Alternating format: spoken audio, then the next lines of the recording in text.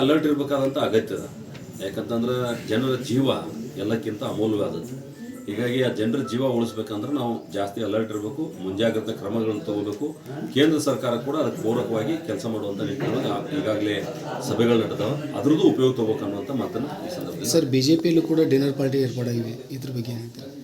ಇಲ್ಲ, ಎಲ್ಲ ಪಾರ್ಟಿಯಾಗೂ dinner party ಇರ್ತಾವ, ಅವ್ರವ್ರ ಅಭಿಪ್ರಾಯ ಹೇಳ್ತಾರೆ. ಸರ್, ಅಲ್ಲ, ಎರಡು ಬಣ ಆಗಿವೆ ಅಲ್ಲ, ಒಂದು ಯತ್ನಾಳ್ ಅವ್ರ ಬಣ, ಒಂದು ವಿಜೇಂದ್ರ ಅವ್ರ ಬಣ. ಆಮೇಲೆ ಈಗ ಯತ್ನಾಳ್ ಅವರು ಮತ್ತು ಜಾರಕಿಹೊಳಿ ಅವರು ಕೂಡಿ ವಕ್ಫ್ದು ಇನ್ನೂ ಬಿಡ್ತಾ ಇಲ್ಲ.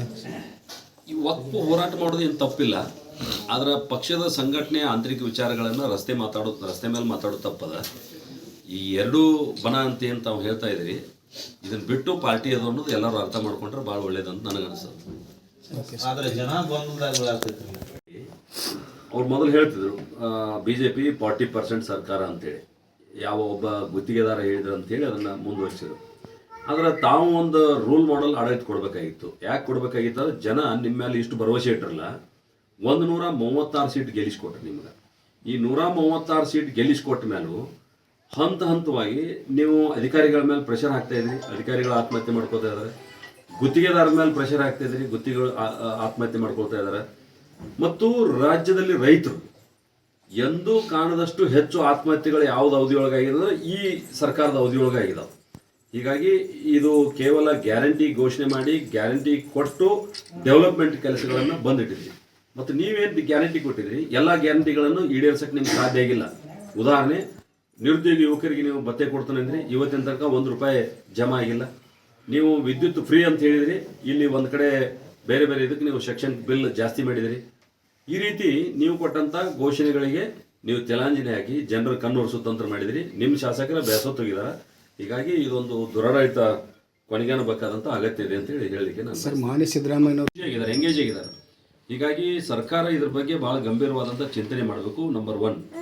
ನಂಬರ್ 2, ಜನರಿಗೆ ವಿನಂತಿ ಮಾಡ್ತಾನೆ, ಯಾವಾಗ ಜಿಲ್ಲೆ ರಚನೆ ಆಗ್ಬೇಕಂತೇಳಿ ಕೂಗು ಹೇಳ್ತದ, ಕೆಲವು ಮಂದಿ ಭಾಷೆ ವಿಷಯ ಹೇಳ್ಕೊಂಡು ಇದನ್ನು ಹೊಡಿಬಾರ್ದು, ಇದು ಮರಾಠಿಗರ ಪ್ರಾಬಲ್ಯ ಆಕೈತಿ.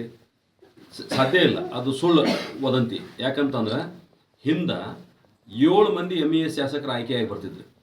ಈಗ ಒಬ್ಬರು MES ಶಾಸಕರಿಲ್ಲ.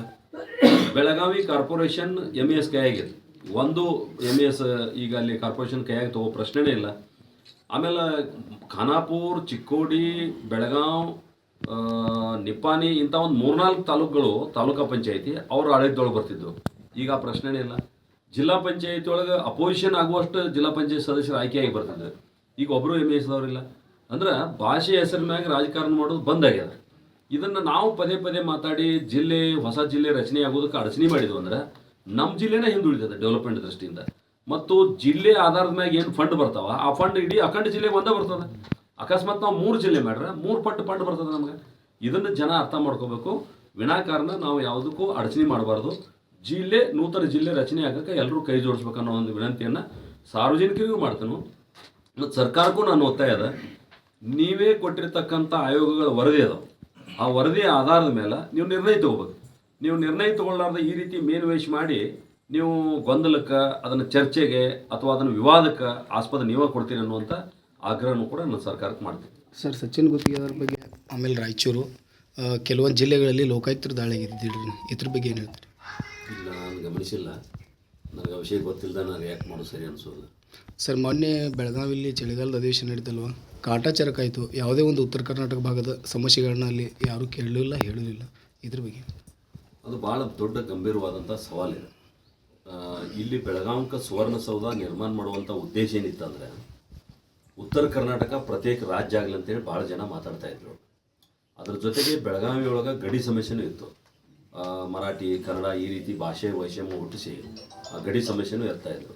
ಇವೆಲ್ಲದಕ್ಕೂ ಒಂದು ಅಂತ್ಯ ಹಾಡಬೇಕು ಮತ್ತು ಈ ಭಾಗ ಡೆವಲಪ್ಮೆಂಟ್ ಆಗಬೇಕು, ಈ ಭಾಷೆ ಸಮಸ್ಯೆನೂ ಎಂಡ್ ಆಗ್ಬೇಕಂತೇಳಿ ಸುವರ್ಣಸೌಧವನ್ನು ನಿರ್ಮಾಣ ಮಾಡಿದರು. ನಿರ್ಮಾಣ ಮಾಡಿದ ಕೆಲವು ವರ್ಷಗಳ ಕಾಲ ನಾವು ಆ ನಿರೀಕ್ಷೆ ಇಟ್ಕೊಂಡಿದ್ದು ಚರ್ಚೆ ಆಗ್ಬೋದು ಅಂತೇಳಿ. ಅದಕ್ಕೆ ಕೇವಲ ಸರ್ಕಾರನ ಒಂದನ್ನು ದೋಷಣೆ ಮಾಡೋದಿಲ್ಲ, ಅಲ್ಲಿ ಒಳಗಿರ್ತಕ್ಕಂಥ ನಮ್ಮ ವಿಧಾನಸಭಾ ಸದಸ್ಯರು ಕೂಡ ಈ ಭಾಗಕ್ಕೆ ಅಧಿವೇಶನ ಬಂದಾಗ ನಾನು ಹೊರಗಡೆ ಗಮನಿಸ್ತಾ ಇರ್ತೀನಿ, ಬರೀ ಹೋರಾಟಗಳು ನಡೀತಾ ಇದ್ದಾವೆ. ಅಲ್ಲಿ ಹೋರಾಟ ನಡಿಬಾರ್ದು ಅಂತ ಹೇಳೋದಿಲ್ಲ, ಹೋರಾಟ ಸಲುವಾಗಿಯೇ ಒಂದು ಅಧಿವೇಶನ ಆಗ್ತಾ ಇದೆ ಅನ್ನುವಂಥ ಒಂದು ಭಾವನೆ ಬರ್ತಾ ಇದೆ.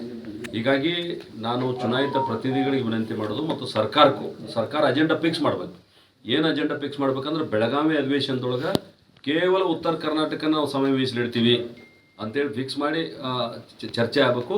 ಮತ್ತು ಬರೀ ಚರ್ಚೆ ಅಲ್ಲ, ಆ ಚರ್ಚೆಗೆ ಪರಿಹಾರ ಕೂಡ ಸಿಗಬೇಕು. ಅದು ಆಗ್ತಾ ಇಲ್ಲ. ಅದನ್ನು ಪಕ್ಷಾತೀತವಾಗಿ ನಾವೆಲ್ಲರೂ ಸೇರಿ ಈ ಭಾಗದ ಜನರ ಬೇಕು ಬೇಡ ಇರೋದು ಅದೆಲ್ಲದ್ರ ಬಗ್ಗೆ ಗಮನ ಹರಿಸ್ಬೇಕಾದಂಥ ಅಗತ್ಯ ಇದೆ.